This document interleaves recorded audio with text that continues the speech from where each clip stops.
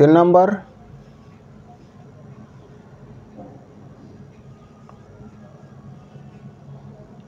Cognate object,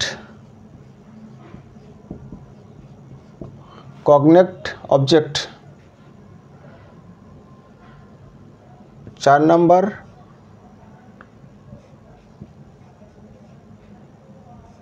factitive object, 5 number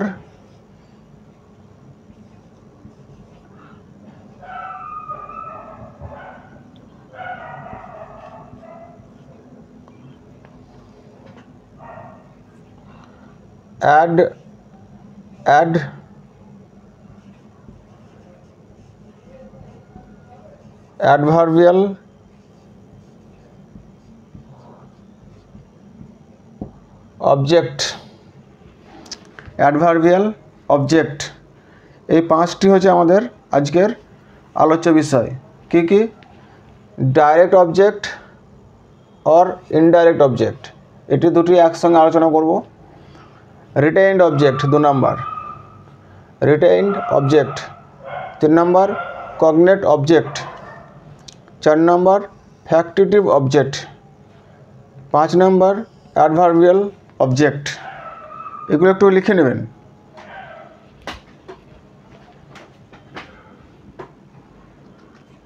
ভিডিওটা pause করে লিখে নেবেন।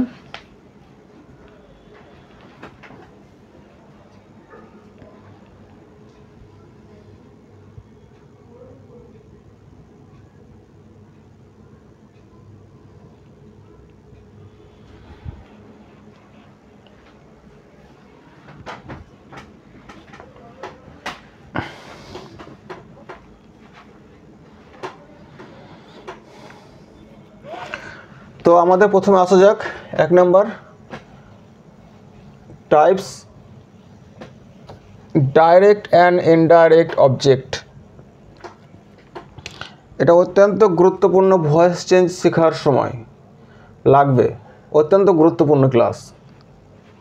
ভয়েস চেঞ্জ শিখব যখন আমরা, তখন এটি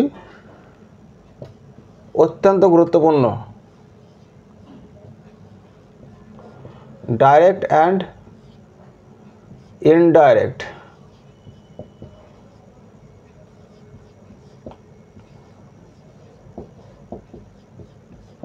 অবজেক্ট। ডাইরেক্ট মানে কি আর ইনডাইরেক্ট মানে কি?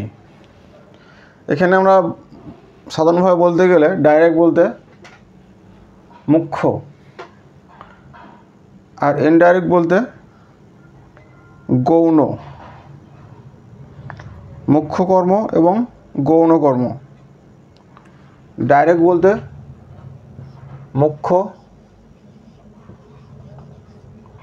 মুখ্য কর্ম, অবজেক্ট মানে কর্ম। ইনডাইরেক্ট বলতে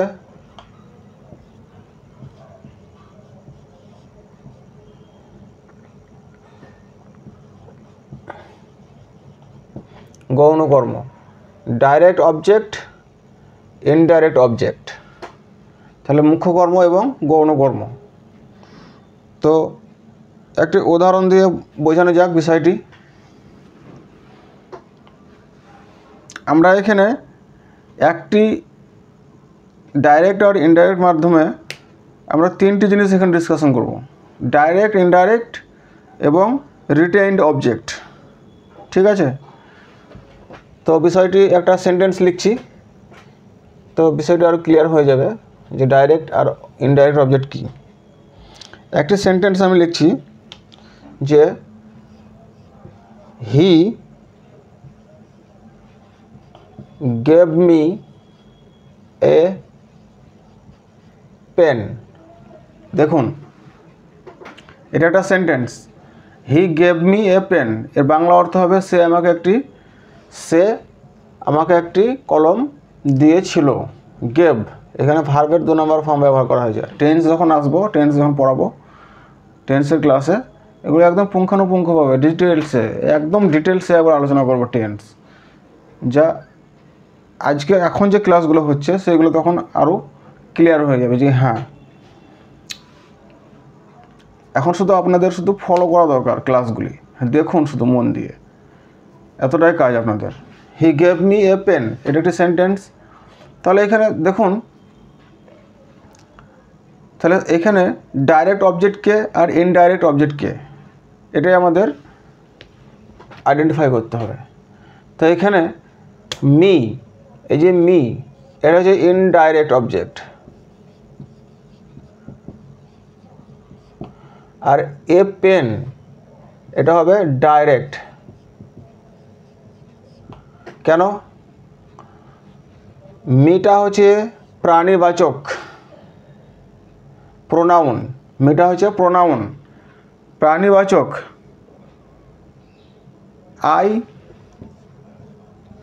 আয়ের অবজেক্টিভ ফর্ম মি, তাই এখানে অবজেক্টিভ ফর্মটা বসেছে। তাহলে আইটা আমি কে? আমি নিশ্চয় একজন প্রাণী, মনুষ্য, হিউম্যান, ম্যান, হিউম্যান। তাহলে এটা হচ্ছে একটি ইনডাইরেক্ট অবজেক্ট, মিটা হবে ইনডাইরেক্ট অবজেক্ট। আর পেন, এ পেন, এটা একটি বস্তুবাচক। তাহলে যেগুলো বস্তুবাচক হবে, যেগুলো বস্তুবাচক সেগুলো কি হবে? Direct object. বস্তুবাচকগুলো কী বলবো? Direct object. তাহলে এখানে গেল আমাদের ডাইরেক্ট অবজেক্ট এবং ইনডাইরেক্ট অবজেক্ট এর বিষয়। তো এটা লিখে নেবেন, মাইন্ড ম্যাপটা, ছক যাকে বলা হয় মাইন্ড ম্যাপ।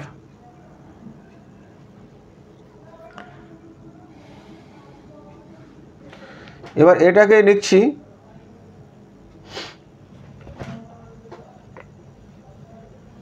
এই সেন্টেন্সটার মাধ্যমে। আরও একটা জিনিস আমি এখানে বুঝিয়ে দিচ্ছি, তিন নাম্বার যেটা retained object. Retained object, he gave me a pen. দেখুন এখানে সেই একই সেন্টেন্স লিখলাম, তাহলে এটা ভয়েস চেঞ্জ করছি, তাহলে ভয়েস চেঞ্জ। এখানে দুটো অবজেক্ট আছে, দুটো অবজেক্টের মধ্যে একটা অবজেক্ট আমরা সাবজেক্ট আকারে নিয়ে আসবো। তাহলে আমি বস্তুবাচক যেটা সেটাকে নিয়ে আসছি, এ পেন। এ পেন, এখানে গিভ আছে, এরপরে ওয়াজ বসবে। এ পেন ওয়াজ, 3 নম্বর ফর্ম হবে গিভের, given, gave, given.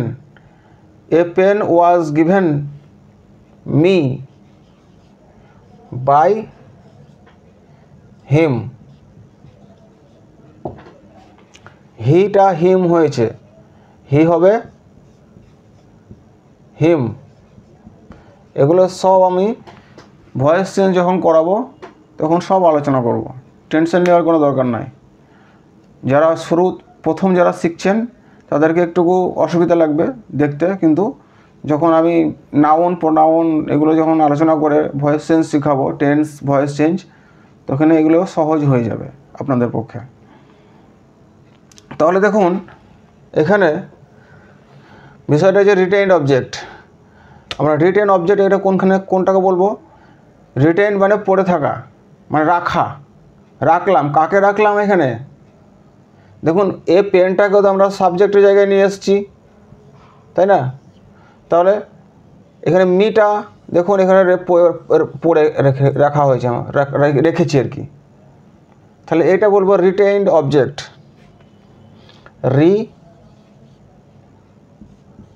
TAINED, retained object, retained object. তাহলে মিটা হচ্ছে রিটেইনড অবজেক্ট। তাহলে এখানে আমাদের 2 নম্বর যে আমাদের টাইপ সেটাও আমাদের ক্লিয়ার হয়ে গেল। তাহলে রিটেইনড, আমরা রিটেইনড হিসেবে যাকে ওকে রাখতে পারি, মিকে আমরা সাবজেক্ট হিসেবে রাখতে পারি। হ্যাঁ, পেনটা রিটেন হতেও পারে, এ পেনটা রিটেন আমরা রাখতে পারি। এটা ভয়েস চেঞ্জ করার সময় আমরা ওটা খুশি মতো করতে পারি, এর জন্য কোনো ধরা বাঁধা নিয়ম নাই যে একে রাখতে হবে, ওকে রাখতে পারবো না, এরকম কোনো কিছু না। তাহলে আমরা একটা উদাহরণের মাধ্যমে আমরা দুটি জিনিস ক্লিয়ার করলাম, কোনটা ডাইরেক্ট অবজেক্ট, ইনডাইরেক্ট অবজেক্ট আর রিটেইনড অবজেক্ট। ঠিক আছে, তো আপনারা এটা লিখে নেবেন ভিডিওটা পজ করে। এবার আসছি আমরা 3 নাম্বার।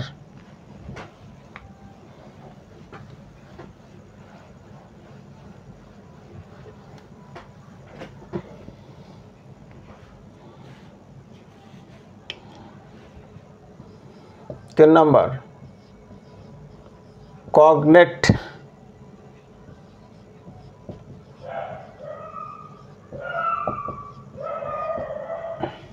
অবজেক্ট।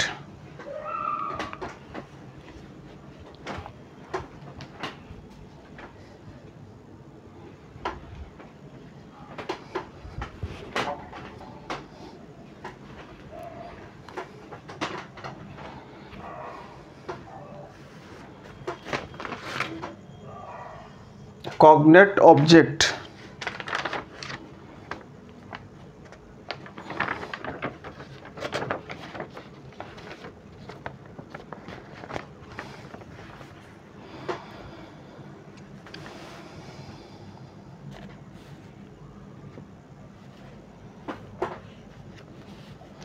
দেখুন কগনেট অবজেক্টে কি বলছে, অবজেক্টটা যদি ইন্ট্রানজিটিভ ভার্ব হয়, ইন্ট্রানজিটিভ, আমরা প্রথমে দুটি জিনিস আমরা এখানে জেনে নিই যে ট্রানজিটিভ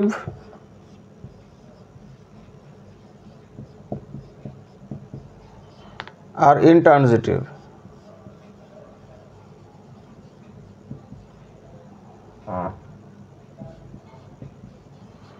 ইনট্রানজিটিভ, ট্রানজিটিভ আর ইনট্রানজিটিভ।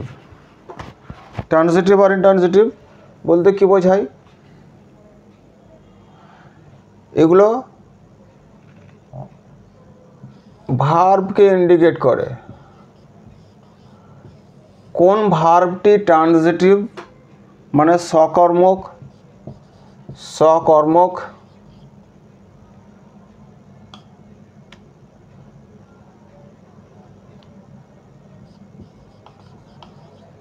কোন ভার্বটি সকর্মক আর কোন ভার্বটি অকর্মক।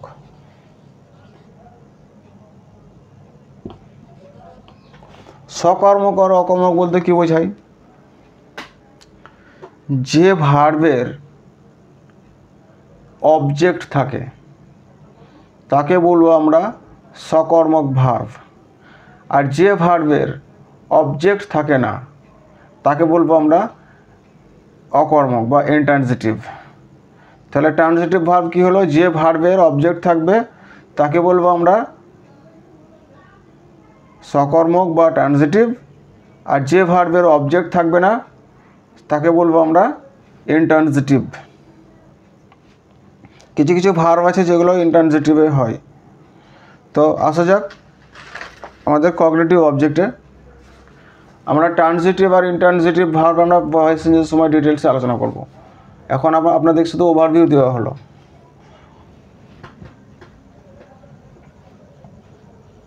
ইংরেজি গ্রামারটা একটু গ্র্যাজুয়াল প্রসেস, মানে এক লেংথ ধরে পড়তে হবে, না হলে পরে খাপছাড়া করে দেখলে পরে কিন্তু শিখলে পরে কিন্তু ইংরেজি গ্রামার শেখা যাবে না।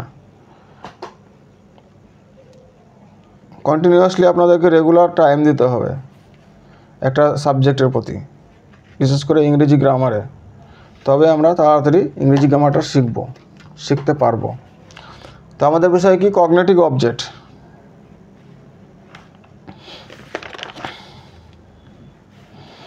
যদি অবজেক্টটি ট্রানজিটিভ ভার্ব হয়, যদি অবজেক্টটি ইনট্রানজিটিভ ভার্বের হয় তাহলে যদি অবজেক্টটি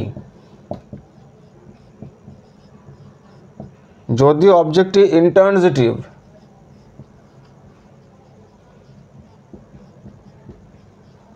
ইন্ট্রানজিটিভ ভার্ব বা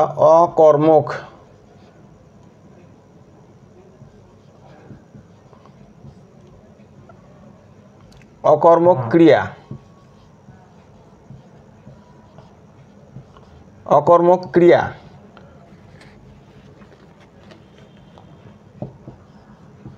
ইন্ট্রানজিটিভ ভার্ব এর হয়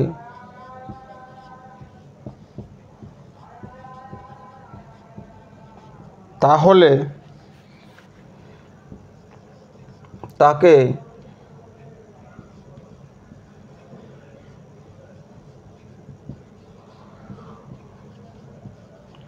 কগনিটিভ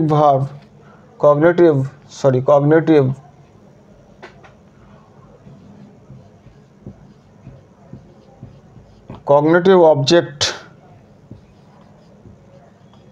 বলে। যেমন এটা উদাহরণ লিখছি, হি lived in কলকাতা, সে কলকাতায় বাস করত। দেখুন ভার্বকে ট্রানজিটিভ আর ইন্ট্রানজিটিভ কিভাবে আমরা বুঝবো, যে কি বা কাকে দিয়ে প্রশ্ন করলে যে উত্তর পাওয়া যায়, যদি উত্তর পাওয়া যায় তবে সে ভার্ব হবে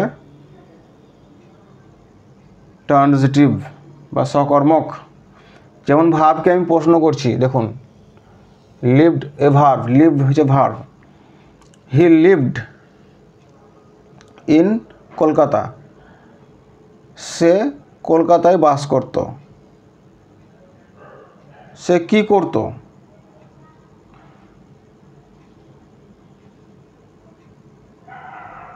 লিভড নিজেই বাস করা, সে কি করতো না, সে কি এর কোনো উত্তর পাওয়া যাচ্ছে না, সেজন্য লিভডটা হবে এখানে ইন্ট্রানজিটিভ ভার্ব। আবার দেখুন কাকে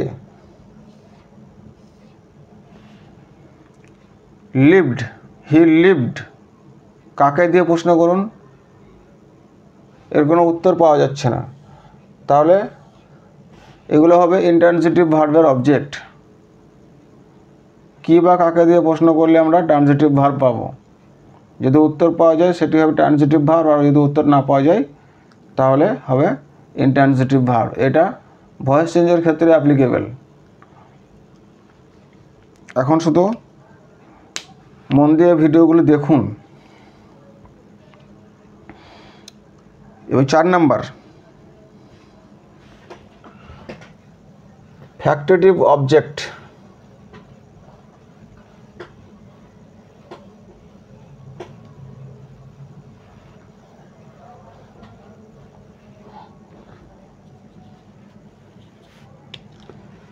चार नंबर फैक्टेटिव ऑब्जेक्ट।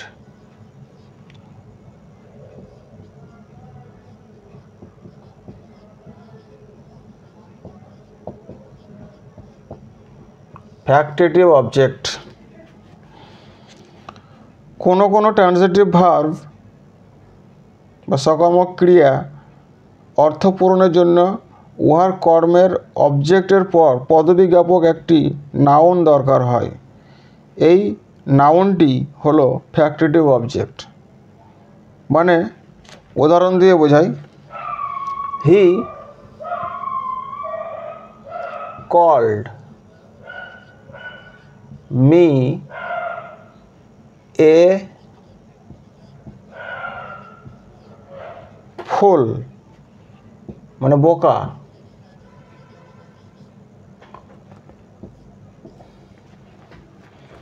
বলছে হি কল্ড মি ফুল, তাই এখানে সংজ্ঞাতে কী বলতে চাইছে, যে কোনো কোনো ট্রানজিটিভ ভার্ব, কোনো transitive verb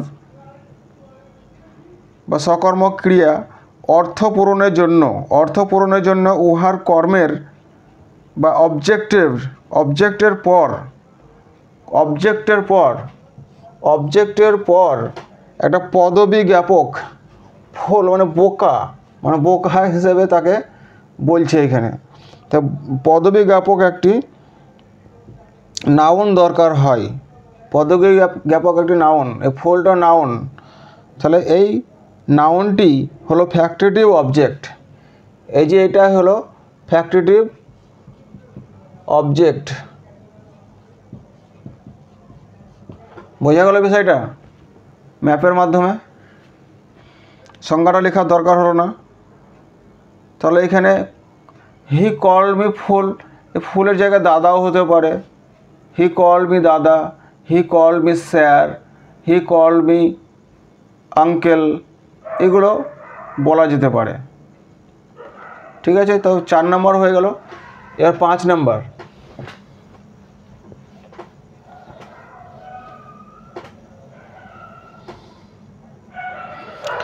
adverbial object. Adverbial object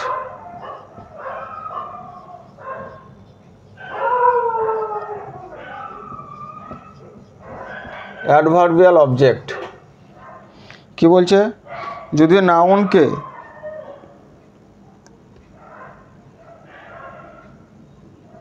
নাউনকে objective কেসে অ্যাডভার্ব হিসেবে ব্যবহার করা হয়, নাউনকে অবজেক্টিভ কেসে বা অবজেক্টের জায়গায় অ্যাডভার্ব হিসেবে ব্যবহার করা হয়।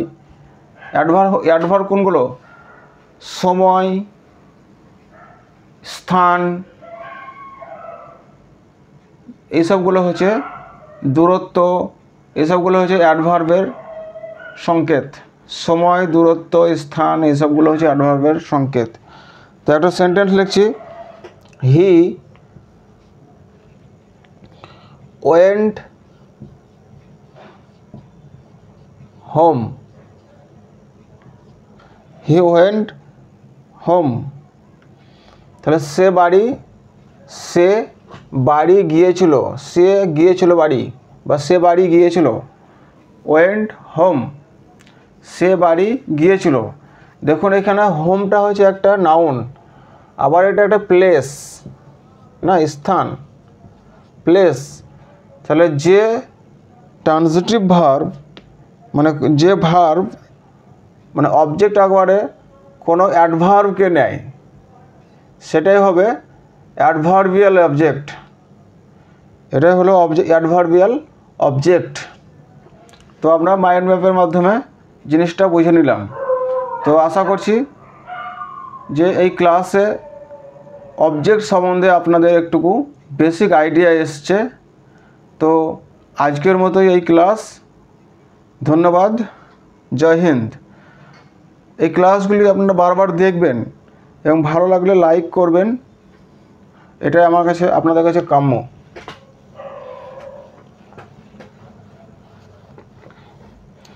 আমাদের নেক্সট ক্লাস হবে পসেসিভ কেস।